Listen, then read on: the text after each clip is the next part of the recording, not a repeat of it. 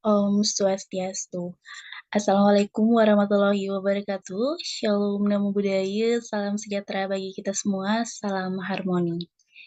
Perkenalkan, kami dari kelompok satu dari mata kuliah Asesmen dan Evaluasi Pembelajaran akan mempresentasikan materi hasil kerja kelompok kami. Namun sebelum itu, izinkan kami memperkenalkan diri terlebih dahulu. Baik, adapun anggota dari kelompok kami yaitu yang pertama Nimade Astuti Asih dengan NIM 21130110005, Ezra Zevania Agni dengan NIM 21130111054, Iputu Andayana dengan NIM 211301161, Mutiara Marcella BR Sagala dengan NIM 21130111081, dan saya Nilu Putudesi Amrta Asih dengan NIM 20130111021. Adapun pembahasan kita pada kesempatan kali ini yaitu yang pertama, tujuan instruksional, yang kedua, penyusunan tes hasil belajar, dan yang ketiga yaitu taksonomi belum direvisi. Adapun definisi tujuan instruksional dari beberapa tokoh, yang pertama yaitu dari Robert F. Mager, di mana beliau mengatakan bahwa tujuan instruksional merupakan tujuan instruksional sebagai tujuan perilaku yang hendak dicapai atau yang dapat dikerjakan oleh siswa pada kondisi tingkat kompetensi tertentu. Di sisi lain, Edward L. Dejnowska dan David E. Cavell mengatakan bahwa tujuan instruksional adalah suatu pernyataan yang spesifik yang dinyatakan dalam bentuk perilaku atau penampilan yang diwujudkan dalam bentuk tulisan untuk menggambarkan hasil belajar yang diharapkan. Perilaku ini dapat berupa fakta yang tersamar atau biasa disebut dengan convert. Dan Fred Percival dan Henry Ellington juga mengatakan bahwa tujuan instruksional adalah suatu pernyataan yang jelas menunjukkan penampilan atau keterampilan peserta didik yang diharapkan dapat dicapai sebagai hasil belajar. Nah, dari beberapa tokoh mengatakan mengenai tujuan instruksional, dapat kita simpulkan bahwa tujuan instruksional merupakan tujuan yang menggambarkan pengetahuan, kemampuan, keterampilan, dan sikap yang harus dimiliki oleh peserta didik sebagai akibat dari hasil pengajaran yang dinyatakan dalam bentuk tingkah laku atau behavior yang dapat diamati dan juga diukur. Ada dua macam tujuan instruksional, yaitu yang pertama tujuan instruksional umum atau biasa disingkat dengan TIU yang menggariskan hasil-hasil bidang studi yang harus dicapai oleh peserta didik. Yang kedua yaitu tujuan instruksional khusus atau biasa disingkat TIK yang merupakan penjabaran TIU yang menyangkut satu pokok bahasan atau topik pelajaran tertentu sebagai tujuan pengajaran yang konkret dan spesifik, yang dianggap cukup berharga, wajar, dan pantas yang dapat direalisasikan dan bertahan lama demi tercapainya tujuan instruksional umum. TIK ini dapat dibedakan menjadi dua aspek, yakni aspek jenis perilaku yang dituntut oleh peserta didik dan aspek isi, yakni aspek terhadap hal yang harus dilakukan. Selain itu, tujuan instruksional juga memiliki beberapa manfaat. Di antaranya, yang pertama, pendidik mempunyai arah untuk memilih bahan pelajaran dan memilih prosedur atau metode mengajar. Yang kedua, peserta didik mengetahui arah belajarnya. Yang ketiga, pendidik mengetahui batas tugas dan juga wewenang mengajar untuk mencegah gap and overlap. Yang keempat, pendidik mempunyai patokan dalam mengadakan penilaian kemajuan belajar peserta didik. Dan yang terakhir yaitu pendidik mempunyai kriteria untuk mengevaluasi kualitas maupun efisiensi pengajaran.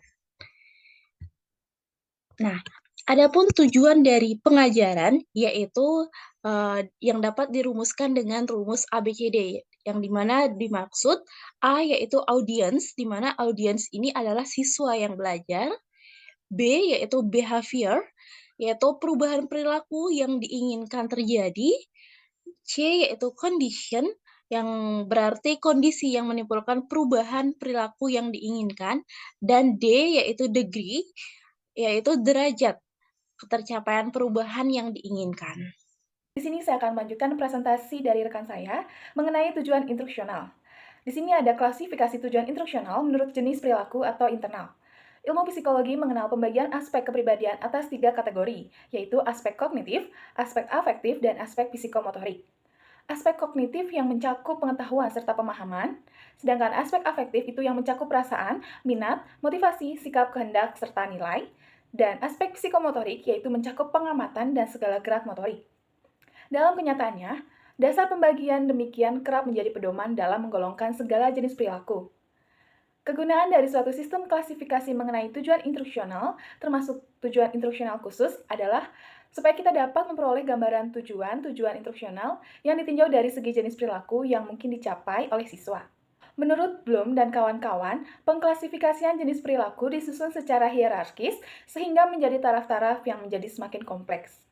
Di sini yang pertama itu ada kognitif, di mana kognitif tadi mencakup pengetahuan ingatan yang pernah dipelajari dan disimpan dalam ingatannya, lalu mencakup pemahaman untuk menangkap makna dan arti dari bahan yang dipelajari, lalu mencakup juga kemampuan menerapkan suatu kaidah atau metode yang baru, lalu mencakup kemampuan untuk merinci suatu kesatuan, dan mencakup kemampuan lainnya.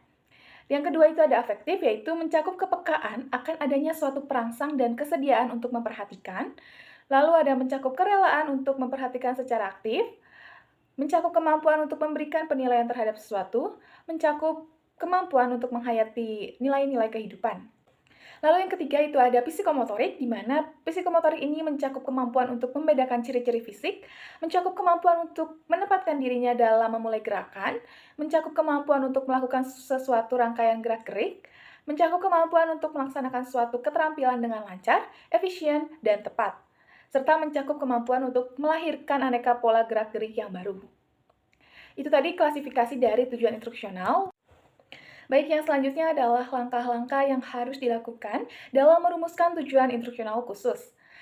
Membuat sejumlah tujuan instruksional umum untuk setiap mata pelajaran atau bidang studi yang diajarkan dalam kurikulum sudah ada tercantum dalam buku garis-garis besar program pengajaran. Nah, dalam merumuskan tujuan instruksional umum, digunakan kata kerja yang sifatnya masih umum dan tidak dapat diukur karena perubahan tingkah laku masih terjadi di dalam diri manusia.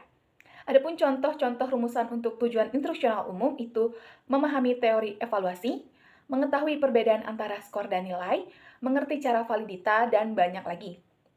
Lalu dari masing-masing tujuan instruksional umum dijabarkan menjadi sejumlah tujuan instruksional khusus yang rumusannya jelas, khusus, dapat dimengerti, terukur, dan menunjukkan perubahan tingkah laku. Atas dasar semua keterangan ini, maka agar dalam mengadakan evaluasi terlihat hasilnya. Tujuan instruksional umum ini perlu diperinci lagi sehingga menjadi lebih jelas dan tidak dapat disalah tafsirkan oleh beberapa orang. Maka, adapun rumusan tujuan instruksional khusus yang lengkap memuat 3 komponen, yaitu yang pertama adalah tingkah laku akhir, di mana tingkah laku akhir adalah tingkah laku yang diharapkan setelah seseorang mengalami proses belajar. Nah, contohnya yaitu menceritakan kembali uraian pendidik dan menjelaskan kembali hasil bacaan dengan kalimat sendiri, atau lain-lainnya. Lalu yang kedua yaitu kondisi demonstrasi, di mana kondisi demonstrasi adalah komponen tujuan instruksional khusus yang menyatakan suatu kondisi atau situasi yang dikenakan kepada peserta didik pada saat pendidik mendemonstrasikan tingkah laku akhir. Misalnya dengan penulisan yang betul atau urutan yang paling tinggi, seperti itu. Baik, yang ketiga yaitu ada standar keberhasilan, di mana standar keberhasilan adalah salah satu komponen atau komponen ketiga dari tujuan instruksional khusus yang menunjukkan seberapa jauh tingkat keberhasilan yang dituntut oleh penilai bagi tingkah laku peserta didik pada situasi akhir. Tingkat keberhasilan dapat dinyatakan dalam jumlah maupun persentase. Nah, contohnya dengan 75% betul, atau sekurang-kurangnya 5 dari 10, atau tanpa kesalahan. Tujuan instruksional dalam proses belajar mengajar ini sangat erat hubungannya dengan pre-assessment, desain program, strategi mengajar, spesifikasi dari pemilihan media proses mengajar, dan penilaian. Secara khusus, tujuan instruksional pembelajaran berguna dan penting bagi pegangan guru dan dosen sebagai pendidik, serta mahasiswa dan siswa sebagai peserta didik dalam rangka mengevaluasi pembelajaran, membimbing dan mengontrol siswa belajar, lalu sebagai acuan merancang materi pelajaran. Baik, sekian pemaparan materi dari saya. Untuk materi selanjutnya akan dibawakan oleh rekan saya. Baik, di sini saya akan menyampaikan materi mengenai penyusunan tes hasil belajar. Yang pertama ada mengenai pengertian tes. Yang pertama ada tes Tes adalah alat atau prosedur yang digunakan untuk mengetahui atau mengukur sesuatu dengan cara dan aturan-aturan yang sudah ditentukan.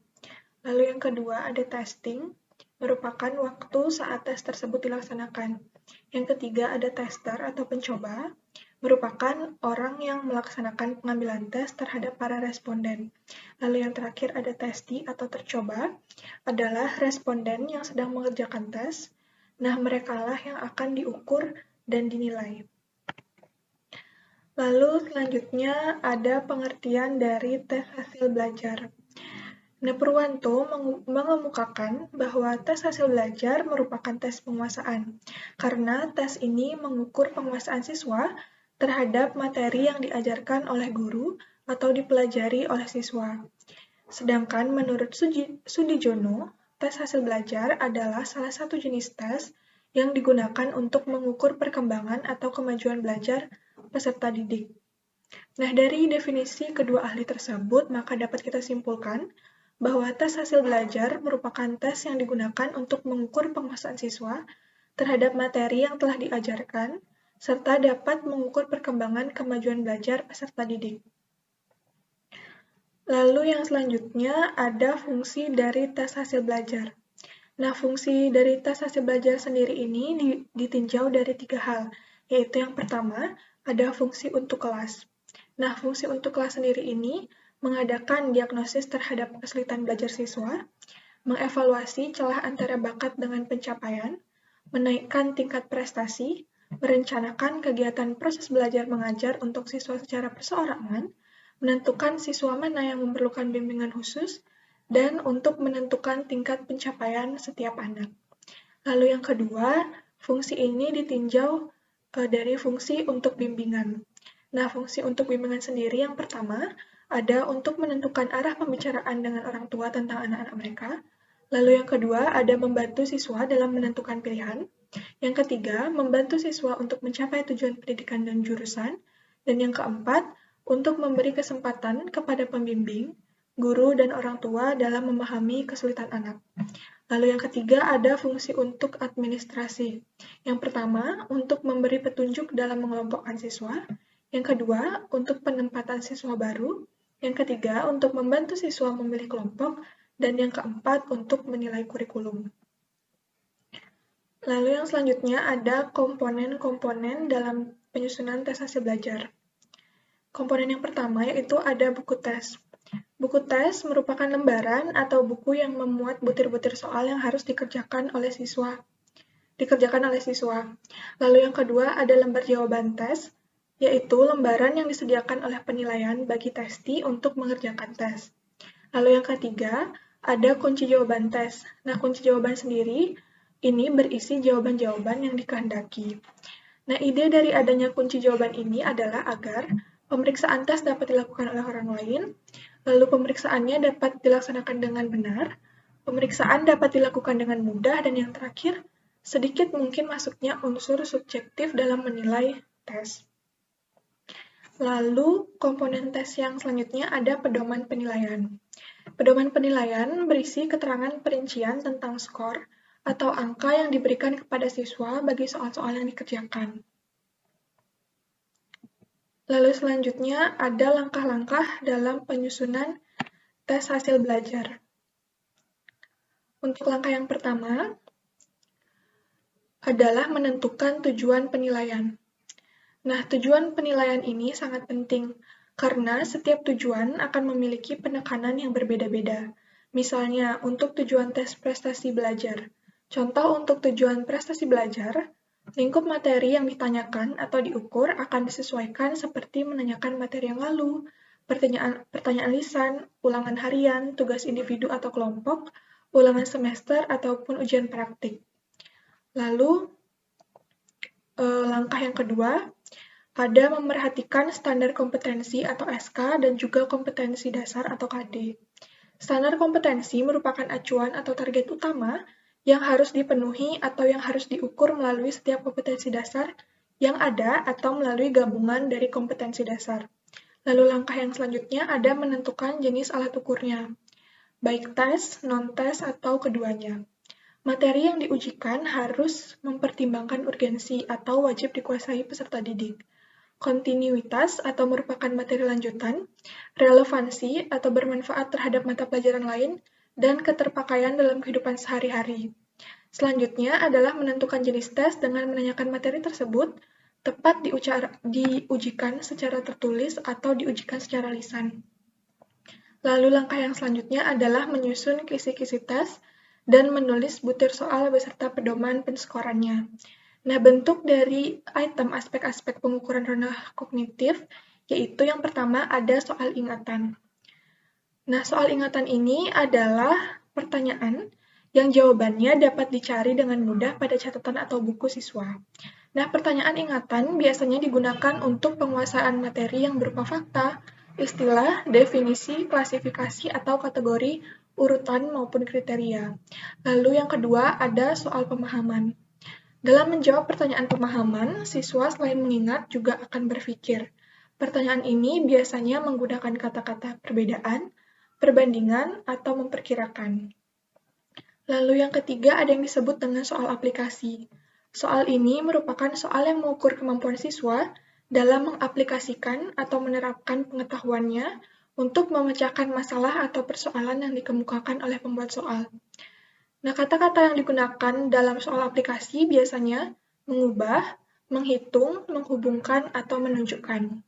Lalu yang keempat ada yang kita sebut dengan soal analisis. Nah, soal analisis ini adalah soal yang menuntut kemampuan siswa untuk menganalisis atau menguraikan sesuatu persoalan untuk diketahui bagian-bagiannya. Kata-kata yang digunakan dalam soal analisis adalah membedakan, memisahkan, atau membagikan. Lalu yang kelima, ada yang disebut dengan soal sintesis. Soal sintesis adalah kebalikan dari kemampuan menganalisis. Soal ini biasanya dimulai dengan sebuah kasus.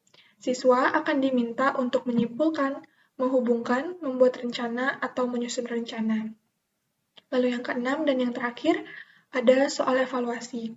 Soal ini merupakan soal yang berhubungan dengan menilai, mengambil kesimpulan, menafsirkan. Soal evaluasi biasanya didahului dengan kasus yang ditelaah oleh siswa lalu kemudian mereka akan mengadakan penilaian baik atau tidak, didasarkan atau benar atau salah. Baik, sekian yang dapat saya sampaikan. Presentasi selanjutnya akan dilanjutkan oleh rekan saya. Terima kasih. Nah, untuk materi yang selanjutnya itu adalah taksonomi Bloom direvisi. Taksonomi Bloom adalah struktur hierarki atau bertingkat yang mengidentifikasikan keterampilan berpikir mulai dari jenjang yang rendah hingga yang tinggi. Bloom membagi hasil belajar atas 3 ranah hasil, yaitu kognitif, afektif, dan psikomotor. Pembagian ini dikenal dengan istilah taksonomi Bloom. Ranah yang pertama itu adalah ranah kognitif. Ranah kognitif berhubungan dengan kemampuan berpikir seseorang. Dalam taksonomi Bloom yang dikembangkan pada tahun 1956, dikenal ada 6 jenjang ranah kognitif. Yang pertama itu ada pengetahuan. Jenjang pengetahuan mencakup kemampuan seseorang dalam mengingat semua jenis informasi yang diterimanya. Kemudian yang kedua ada pemahaman. Pada tingkat ini, informasi yang diterima tidak disimpan begitu saja, melainkan diolah lebih lanjut menjadi sesuatu yang lebih tinggi kedudukannya. Kemudian ada aplikasi. Aplikasi adalah kemampuan menggunakan sesuatu dalam situasi tertentu. Nah, yang selanjutnya ada analisis. Analisis adalah kemampuan seseorang untuk melihat bagian-bagian atau komponen-komponen dari satu kesatuan yang utuh. Selanjutnya ada sintesis. Berkebalikan dengan analisis, sintesis adalah kemampuan siswa dalam melihat hubungan antara komponen-komponen yang terpisah dan menyimpulkan apa yang diperoleh dari hubungan tersebut. Kemudian yang terakhir ada evaluasi. Evaluasi adalah kemampuan untuk memberikan pertimbangan mengenai nilai informasi tersebut dengan menggunakan berbagai kriteria, baik internal maupun eksternal. Namun, pada tahun 2001, taksonomi Bloom ranah kognitif ini disempurnakan oleh Cradwell yang merupakan murid dari Bloom. Taksonomi ini disempurnakan dengan kata benda menjadi kata kerja dan menyesuaikan tingkat serta komponennya.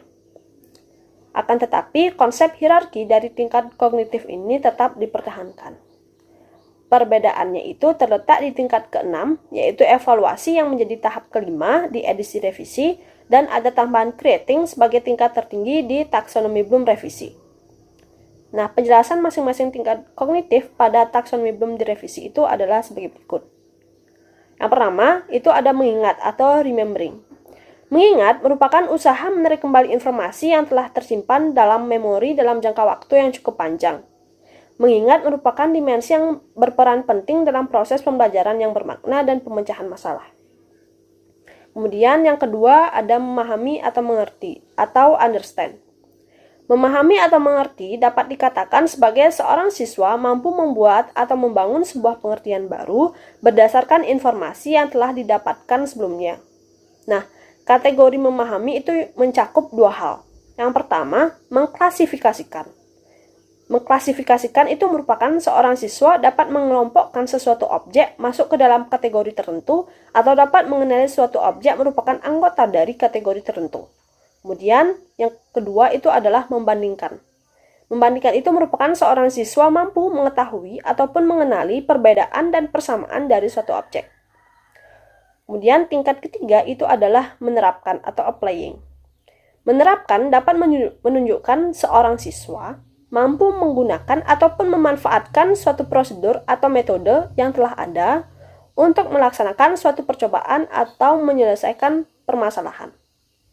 Nah, menerapkan itu meliputi dua hal. Yang pertama, menjalankan prosedur, kemudian yang kedua, mengimplementasikannya. Menjalankan prosedur dapat diartikan sebagai seorang siswa dalam menyelesaikan suatu permasalahan atau dalam melakukan suatu percobaan, mereka hanya tinggal menetapkan prosedur yang pasti dan menjalankannya sesuai dengan tahapan yang ada. Kemudian mengimplementasikan itu merupakan dalam menyelesaikan suatu permasalahan ataupun dalam melakukan suatu percobaan, siswa terlebih dahulu harus mengenali dan memahami permasalahan yang ada. Setelah itu, barulah siswa menerapkan prosedur yang ada guna menyelesaikan permasalahan tersebut. Nah, pada tingkat selanjutnya itu ada menganalisis atau analyzing. Menganalisis merupakan memecahkan suatu permasalahan dengan memisahkan tiap-tiap bagian dan mencari tahu bagaimana keterkaitan tersebut dan dapat menimbulkan permasalahan. Menganalisis meliputi dua hal. Yang pertama, memberikan atribut atau attributing. Yang kedua, mengorganisasikan atau organizing. Memberi atribut itu merupakan menemukan permasalahan dan kemudian memerlukan kegiatan membangun ulang hal yang menjadi permasalahan. Kegiatan mengarahkan siswa pada informasi-informasi asal mula dan alasan suatu hal ditemukan dan dibuat. Nah, mengorganisasikan itu memungkinkan siswa membangun hubungan yang sistematis dan koheren dari potongan-potongan informasi yang diberikan. Hal pertama yang harus dilakukan oleh siswa adalah mengidentifikasi unsur yang paling penting dan relevan dengan permasalahan, kemudian melanjutkan dengan membangun hubungan yang sesuai dari informasi yang telah diberikan. Kemudian, tingkat selanjutnya itu ada evaluasi atau evaluating. Mengevaluasi merupakan proses memberikan penilaian berdasarkan kriteria dan standar yang sudah ada. Mengevaluasi mencakup dua hal, yaitu mengecek dan mengkritisi. Mengecek merupakan menguji konsistensi atau kekurangan suatu karya berdasarkan kriteria internal. Sedangkan mengkritisi itu menilai suatu karya, baik kelebihan ataupun kekurangannya berdasarkan kriteria eksternal. Kemudian yang terakhir ada menciptakan atau creating. Menciptakan mengarah pada proses kognitif yang meletakkan unsur-unsur secara bersama-sama untuk membentuk kesatuan yang koheren dan mengarahkan siswa untuk menghasilkan suatu produk baru dengan mengorganisasikan beberapa unsur menjadi bentuk atau pola yang berbeda dari sebelumnya. Menciptakan itu meliputi yang pertama, menggeneralisasikan atau generating.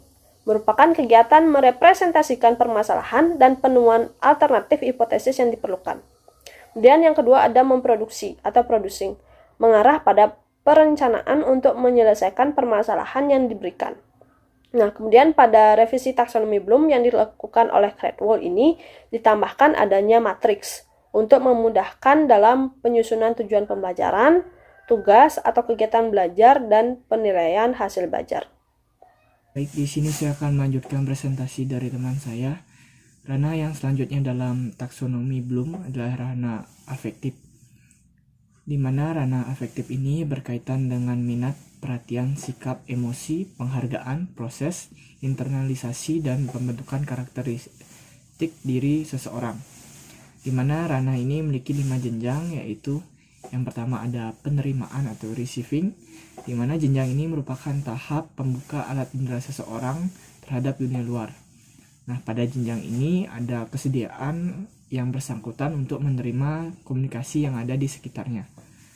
Sebagai contoh, mendengarkan pendapat orang lain. Kemudian yang kedua ada penanggapan atau responding, di mana penanggapan ini adalah jenjang di mana bukan hanya sekedar menerima stimulus tapi juga memberikan reaksi atau jawaban terhadap stimulus tersebut. Sebagai contoh, anggukan terhadap apa yang dikatakan seorang siswa merupakan penanggapan apa yang dikatakan oleh lawan bicaranya. Kemudian yang ketiga ada penghargaan atau valuing, di mana pada jenjang ini aktivitas efektif lebih tinggi dari jenjang pemberian penanggapan. Nah, dalam jenjang ini penghargaan ini sudah sampai ada rasa keterikatan atau memiliki suatu stimulus tertentu yang mengakibatkan seorang secara konsisten berperilaku sesuai dengan suatu nilai tanpa ada pihak yang lain yang memintanya. Contohnya adalah peran siswa dalam berkontribusi pada kemajuan kelas atau sekolahnya. Kemudian yang keempat ada pengorganisasian atau organization, di mana pengorganisasian terjadi apabila seorang berada di dalam situasi di mana terdapat lebih dari satu nilai atau sikap. Dalam situasi ini, ia harus dapat menentukan cara mengorganisasi nilai atau sikap tersebut, baik itu dengan cara menghubungkan setiap nilai dalam suatu sistem nilai atau menentukan skala prioritas pada nilai tersebut. Contohnya adalah kemampuan siswa untuk terlibat dalam pergaulan di kelas. Kemudian yang kelima ada penjatidirian atau characterization, di mana dalam jenjang ini nilai sudah menjadi milik seseorang. Jadi nilai dan sikap bukan saja diterima, disenangi dan dihargai atau digunakan dalam kehidupannya, tetapi juga diorganisasikan dengan nilai dan sikap lainnya dan sudah mendarah daging pada dirinya. Nah, nilai dan sikap tadi sudah mengatur cara bertindak dan cara berpikir. Individu itu pun sudah siap mempertahankan nilai dan sikap yang telah dimilikinya dari berbagai serangan. Nah, contohnya adalah menunjukkan rasa percaya diri ketika bekerja sendiri, kemudian kooperatif dalam aktivitas kelompok, kemudian bekerja tanpa perlu pengawasan, dan belajar karena keinginan sendiri.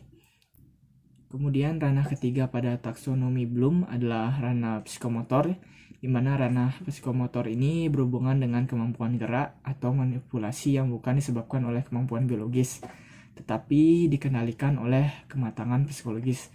Jadi kemampuan tersebut adalah kemampuan yang dapat dipelajari.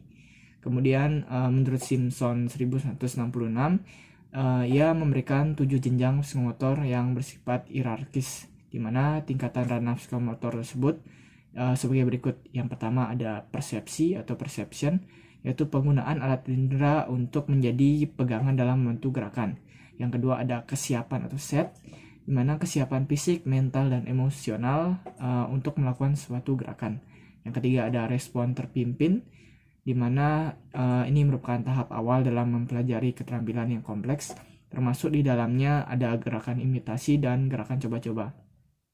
Yang keempat ada mekanisme, di mana membiasakan gerak-gerakan yang telah dipelajari sehingga tampil dengan meyakinkan dan cakap. Yang kelima ada respon tampak yang kompleks, di mana gerakan motoris yang sudah tampil, yang di dalamnya terdiri dari pola-pola gerakan yang kompleks. Yang keenam ada penyesuaian atau adaptation, di mana keterampilan yang sudah berkembang sehingga dapat disesuaikan dengan berbagai situasi. Kemudian yang ketujuh ada organization, di mana membuat pola gerakan baru yang disesuaikan dengan situasi dan kondisi atau permasalahan tertentu.